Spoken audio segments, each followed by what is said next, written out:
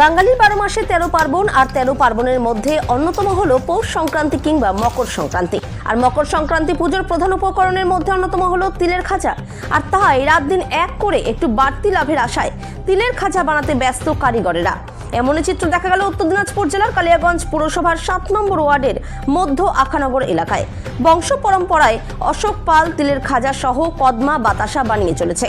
হাতে সময় না থাকায় মকর সংক্রান্তি উপলক্ষে পরিবারের সদস্যদের পাশাপাশি অতিরিক্ত শ্রমিক নিয়ে রাত দিন এক করে তিলের খাজা তৈরি করতে ব্যস্ত।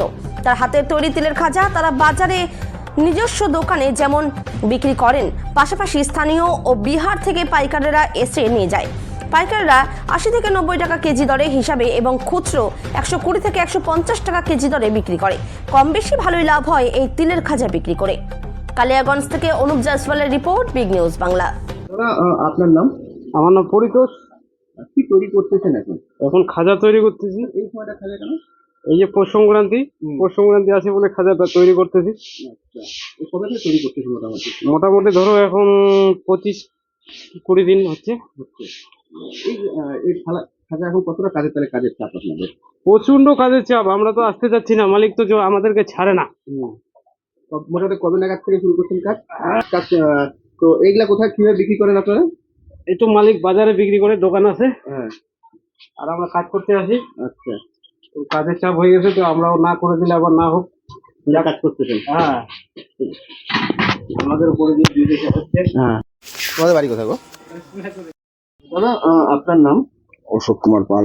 কি তৈরি করতেছেন এই সময়টা? এই সময়টা পৌষ মাসে আমাদের খাজা এবং কদমা এই দুটাই অতিরিক্ত চলে। কেন? মানে পূজা সংক্রান্তিতে প্রত্যেকের লাগে, যার কারণে এটা চলে। কবে থেকে তৈরি করে শুরু করেছেন? এটা শুরু করেছি আমি 25শে ডিসেম্বর থেকে। অ্যাডভান্স কেন?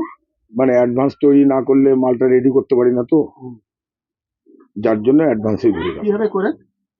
এটা হয়তো চিনিকে জাল দিয়ে সেটাকে তাওয়ার মধ্যে দিয়ে ঠান্ডা করা হয়, করে ওই একটা আমাদের সিঙ্গা বলে জিনিস আছে, তার মধ্যে দিয়ে টাইনে ওটাকে সাদা করা হয়।